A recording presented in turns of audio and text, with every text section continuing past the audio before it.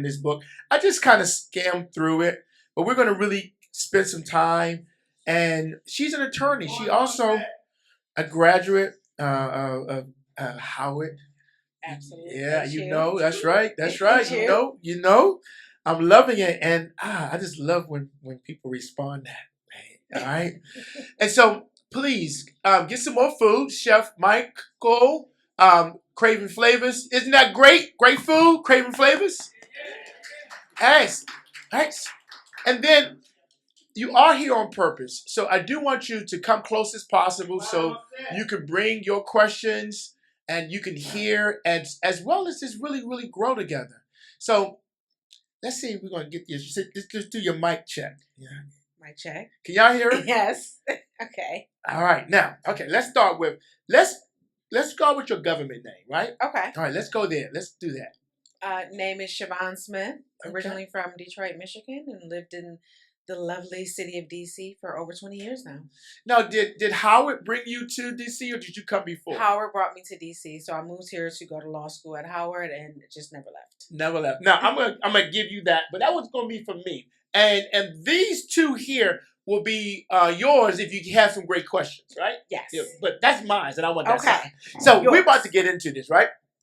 Now, you're not just an attorney, you know, and you're not just an author. I want to kind of unpack all the things that you are doing now Yes. to make businesses and really the world a better place for businesses to do business in. I love the way you put that, make the world a better place for businesses to do business in. Yeah. So I always tell people I am a business owner who happens to sell legal services as her business. So the reason why I always resonate with my clients so much is because I sit where they sit Yes. as a business owner. So I've practiced law for 20 years. For the past about 12, I've owned a law firm. Here in DC, we represent small to medium-sized growing businesses, helping solve their business legal issues. Now, Sister Smith, you do that with such passion, right? Where's that rooted? Let's kind of go back to, I'm not just an attorney, and you kind of moved into doing business because you got freed from working in a business, right? So let's kind of give some texture to this identity, which is all you. Yeah. So I always tell people my parents met in a store that my grandfather owned. Okay. So I always tell people I was born out of business ownership. It was in my mother's neighborhood. My father worked there. Their families knew each other. So it was that store that brought them together. So I always say that that's what brought me into the world was, a black man in Detroit in the 50s and 60s owning a store. And so I, like many lawyers, you get your first few jobs out of law school. I worked in a big law firm and I didn't hate it, but I didn't love it. And I was eventually, not moving up to partner and I was let go from the job. But even before that happened, I was thinking about being a business owner. I was looking at opening a Subway franchise. I was thinking about opening a State Farm franchise. Just this concept of like, what does it look like to own a business, to kind of determine your future in that way. And as I moved on that path of thinking about what's next, I actually really like practicing law. A lot of people who practice don't necessarily like it. And I just saw an opportunity at the time. I had lots of friends who were business owners. I had a lot of admiration for people who decided to start a business. And I just, had the epiphany that I could just take my legal skills, it's not really what I was doing in big law either, but take my legal skills and that would be the business I would use to help people. Because I will always say when I talk to my clients, most people start a business because they have a passion for something or they want to help people. Yes. So it was definitely a combination of that, of Yes. just saying like, I think I could help these people help other people. Yeah, and you're doing it because as I flip through this book, right, it's like it's easy to read, but succession plans, everyone has it. Mm-hmm. When you think about just the checklists that are in here, let's just talk about again. You got to do business because a lot of businesses don't start right. And they wound up failing partially because how they got launched. Yes. So what are some things you think businesses need to know? And I turn to page 66 and I see accounting and I see CPA. What are some things businesses need to know that a lot of times we're so into doing business that we don't get that and we run into the wall? I will say the benefit now, there's so much information and knowledge out there. So I always say start by educating yourself. So obviously you want to understand your craft, the thing you're doing, the thing you're selling, but there are things about business that a good business person should just know. Like even if you obviously you're probably not doing your books, you're maybe not drafting your contracts, but you want to have a little bit of baseline on all of these things that go into your business. So I would say spending time kind of understanding business. When I first started my law firm, I realized the question I got all the time was people tell me I need a lawyer, but I don't know why I need a lawyer. You know, you often think I need a lawyer when I get sued or these big inflection points that happen in your life, but really it's if you engage them at the right time, you won't need them and that's not even How you just true start? for business. That's, Yes. you know, for personal as Yes. well. So actually the first book I ever wrote, it's on my website right now, was why you need a lawyer for your small business, and really went through like here are all the ways you can engage counsel. And I just kind of, because my brain thinks pretty logically, just linearly, like you start up, you need someone there to help you. You are growing, you need someone to help you. You are hiring and firing, you're bringing on a partner, you're making more money, you're raising money. So I think people often maybe associate attorney with like, again, these big inflection points. But Yes. think about, you know, all the great things that can happen in your business and how legal counsel can help guide you in those decisions. And a lot of times people don't know that it's affordable. Yes. Yeah, because it probably if you structure it right from the start, probably will save yourself a lot of headache, a lot of money, going through the ups and downs that happens in business. Yeah, I mean, it's, you know, you pay now or pay more later is what it's like a firm or something. You have to pay the interest on it when you don't do it up front. And so I always say, yes, there are ways to make it affordable. It is not free, but Yes. there are ways to find resources. There are clinics that do pro bono work for starting community businesses. But again, it's like the investment you make to make sure your business is shored up and things are protected. So that mic is hot. We're going to see if we get someone ready to win a book. Sure. So let's any questions. Okay. Hi, my name is Letitia Small. I'm the owner operator of Tishy Puffs, where we make deliciously flavored puff corn, so Okay. it has no kernels or hulls. Thank you for being here. No, by thank the you. way. And just to confirm, you're a patent attorney. I am not a patent attorney. What? I'm a business attorney. Business attorney. Yes. Okay. So as a business owner, how do you go about making sure like your recipes, different things that are personal to you? Obviously, I'm an individual and I have individual finances, but then my business obviously is a separate, it's an LLC. So it's a separate entity. And I was told that, if you create that, your personal finances and things like that are protected. But how do you go about ensuring that that actually is the case in case something happens? And again, that's good a very question. common. Here's your book. You're welcome.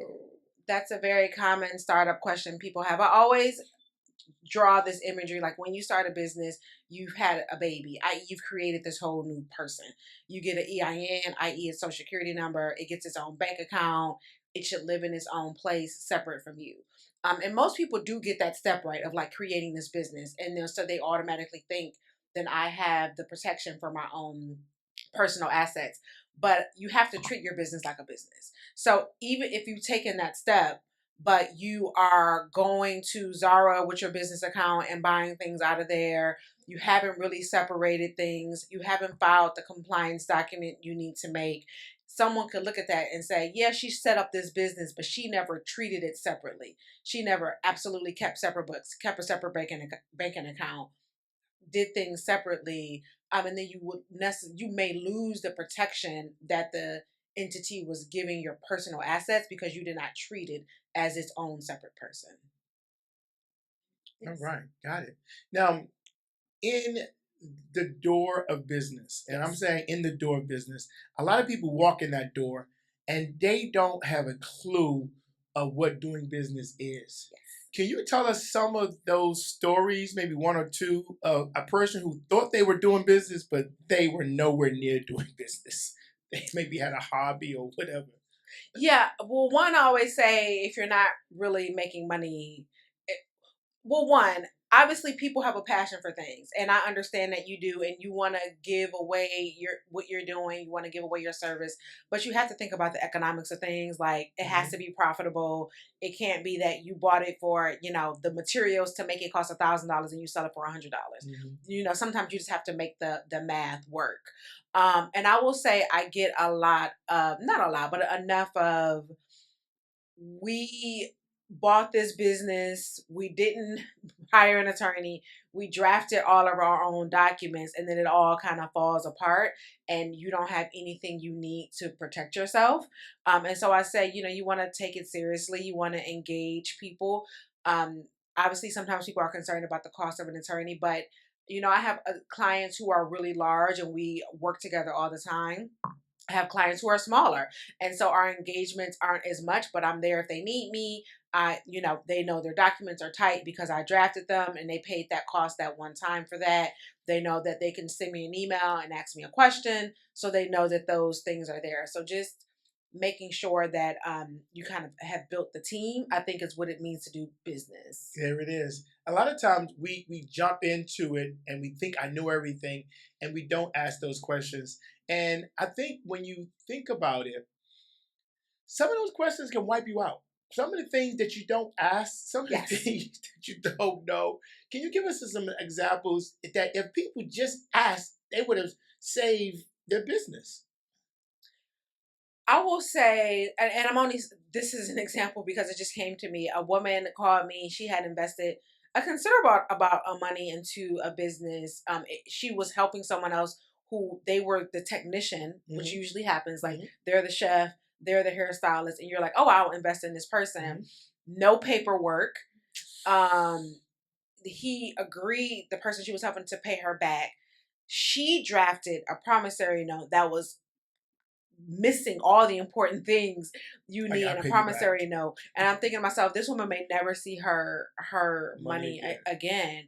And I think it very frequently comes up in the partnership situation. Like, you go into business with someone, you love each other. That is your line sister. That is your kid's godmother. That is your cousin. And by the end, you don't like each other. Right. You're not even friends. And so I understand why people use LegalZoom, and these resources are there for a reason, and I think they are important.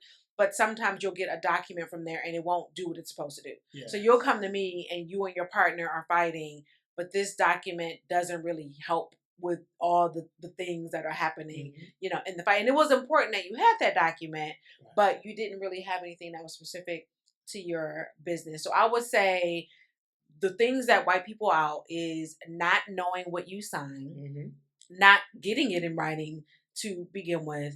And some of it is not even legal. It's not, going into business with the wrong people. Yes. Choosing the wrong distributor, choosing the wrong partner when your gut told you that wasn't the person that you shouldn't have. I've done it. I mean, and even now, and sometimes you know better, but you just like, oh, okay, I'm just going to go and do it. I mean, I've said, you know what, we agree, and I've literally thinking that, you know what, she gave me her word, he gave me her word, and I'm like, I should know better. I mean, yeah, I often get I'm going in business with this person. I don't trust them. I need an airtight agreement. I need something that, will stand anything. I'm like, nothing withstands bad character. Right. Nothing withstands someone who wants to steal from you. Like, they're going to do it. If it's going to be bad, it's going to be bad. Right. Maybe the paper, offers some solution or some avenue, but the problem is going to exist. Yep. So I'm holding this book, right? Yes. And I'm going to have that mic open in a moment, right? But when you think about what's the best chapter of this book for you? Yes. It is the first chapter. Okay. So all right, let's go to the first chapter. The book was really just a God idea. It just really dropped in my spirit. And I had a way of solving problems and helping business owners that I just kind of wanted to put my brain in the book.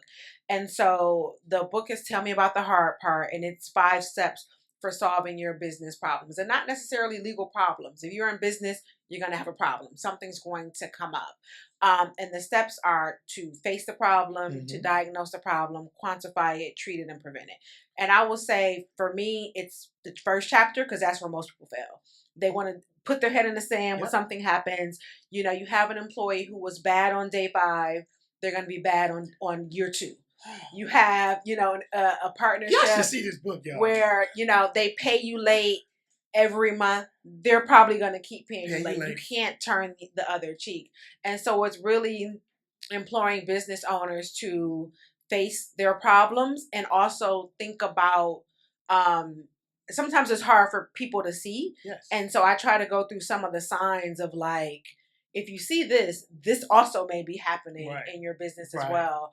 And you save yourself a lot of a headache by, You said it right here. It says, if you cannot begin to solve the problem if you don't acknowledge it. Yes. And it's a lot of times we're like, it's just going to get better. It's not going to get better. It's just going to but it doesn't get better if you don't acknowledge it. Right. Yeah. You got to acknowledge it to say then, right. So we're going back before school now, before Howard, right? Yes.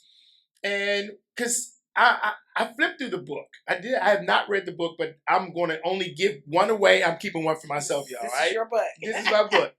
And they say a lot of times you put stuff in the book, but if we don't read through the book, we still miss it. So my question is, before you got into business, before you got into becoming the attorney, what part of you really led you to being an attorney, but literally being the businesswoman that you are today? I will say, just even as a kid, I was, love to read and love to write. I love to kind of immerse myself in a problem and an issue.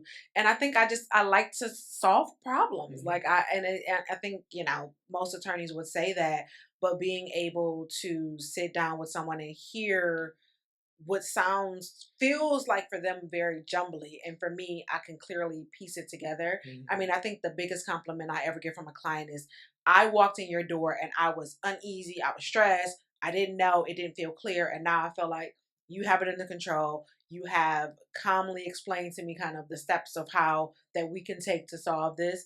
And I think that that's just, even if I wasn't a lawyer, I probably would have been a therapist. Mm-hmm. And that's most of my work anyway, is on the phone with people, kind of being, a business therapist, so to speak. And when we start our business, really looking at ourselves within, identify what are those core processes or principles or core things that we naturally do, and build from that, right?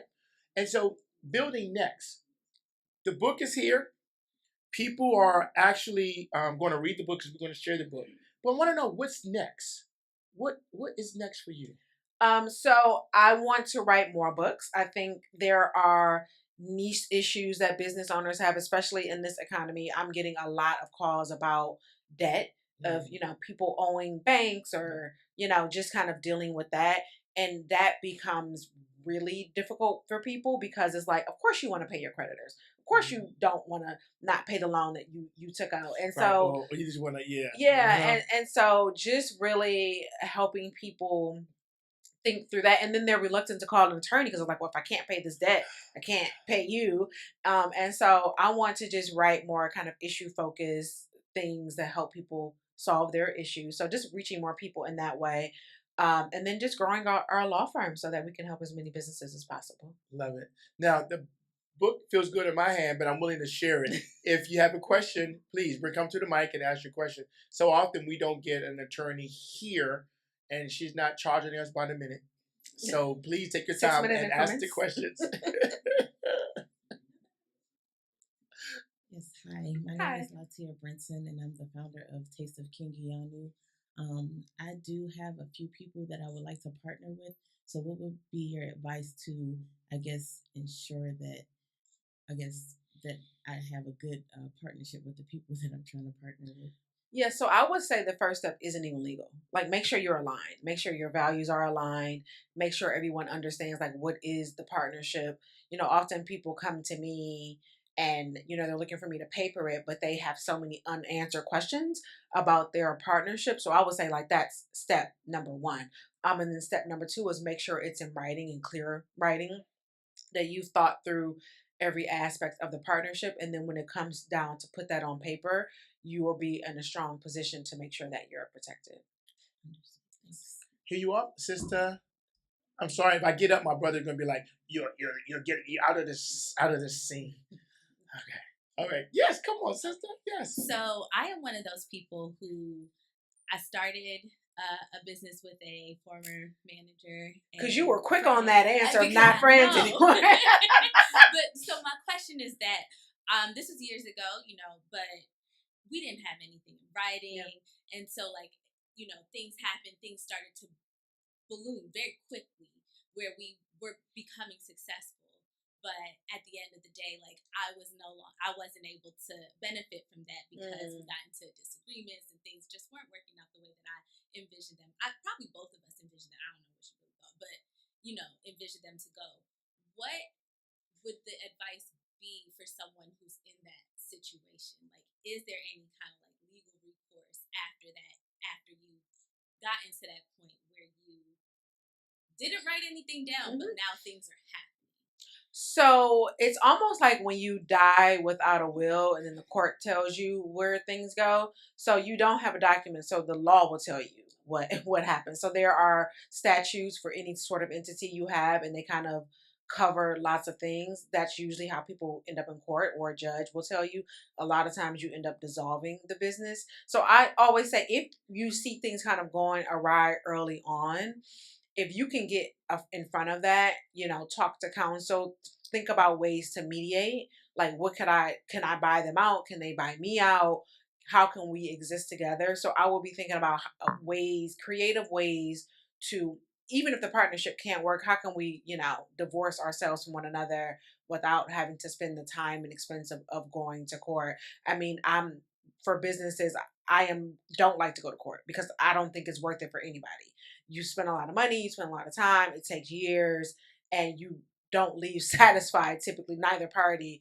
Only really the lawyers because they got paid, and then the judge, that's what they do all day.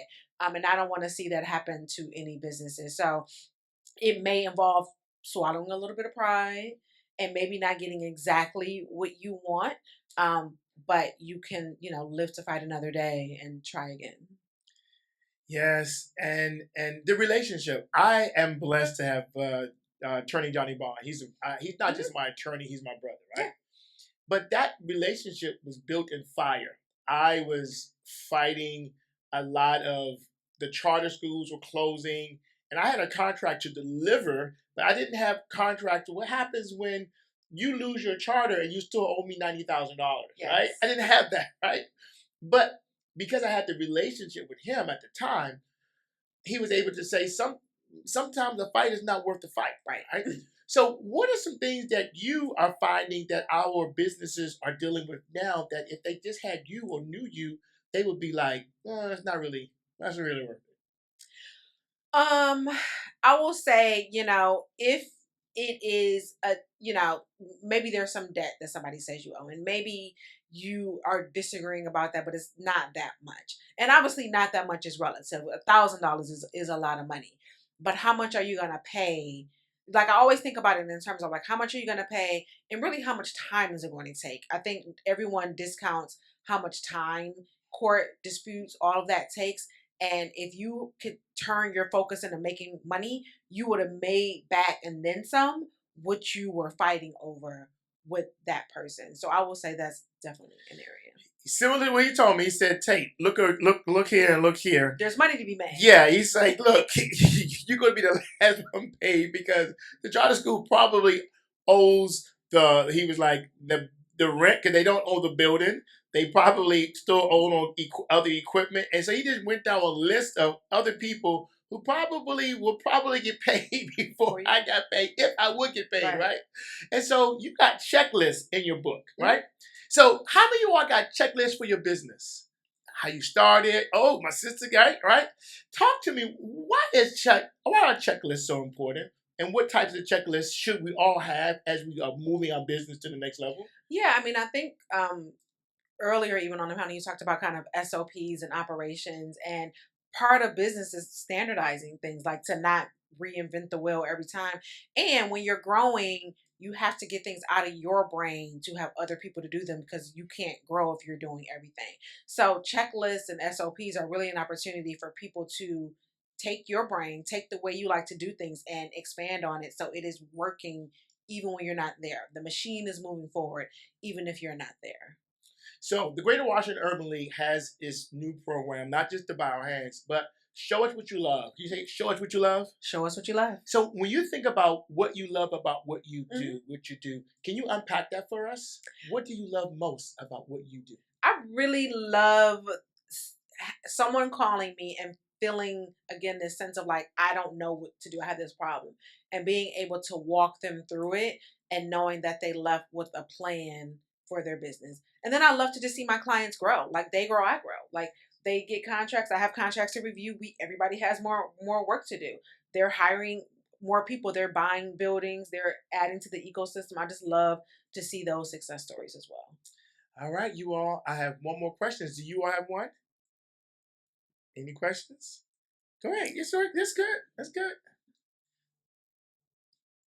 If you enter into a contract, would it be best to have a lawyer to look over it to make sure that there's no hidden agendas in there? I would say yes. I understand, like, for some people that's not always possible. So I try to draft contracts that are easy, like that they're plain language that people can read it. But if you're faced with something and even reading it, there's a bunch of, like, they're talking about indemnity and limits of liability, and that feels foreign to you, you certainly want to make sure you have something or someone, whether it's a machine or whatever, explain that to you. So yes.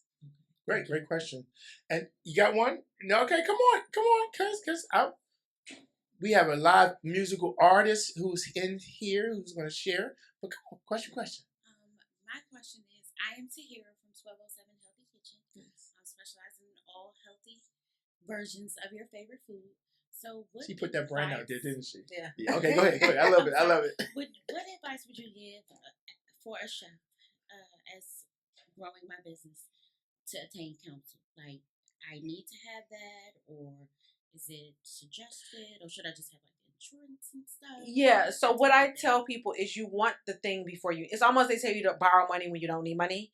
So you want to be thinking about relationships across the board, bankers, CPAs, before you may think you need them, because you want to have those relationships. And so I try to meet people where they are. So people come to me, they're new. I'm like, we can do maybe an audit, see where you are.